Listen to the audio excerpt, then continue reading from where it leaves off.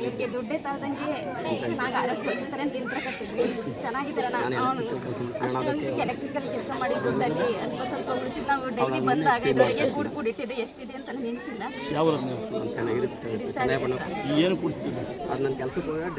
ಅವಾಗ ಒಂದು 6 ತಿಂಗಳು ಕೆಲಸಕ್ಕೆ ಹೋಗಿರ್ಲಿಲ್ಲ ಇವರು. ನಾನು ಇಲ್ಲಿಗೆ ಬಂದವ ಕಣ್ಣೀರು ಹಾಕೊಂಡು ಕರ್ಕೊಂಡು ಹೋಗಿ ಹೋಗು ಮತ್ತೆ ನೀನೇ ಬರ್ತಿ ಇಲ್ಲಿಗೆ ಅಂದ್ರೆ ಹೊಸ ಮಕ್ಕಳು ಮಕ್ಕಳಿಗೆ ಇದೇ ದುಡ್ಡಲ್ಲಿ ನಿಮ್ಮ ಮಕ್ಕಳು ಫೀಸ್ ಕಟ್ಟಿ ಇಲ್ಲಪ್ಪ ನಾವು ಇಲ್ಲಿ ಆಯ್ತು.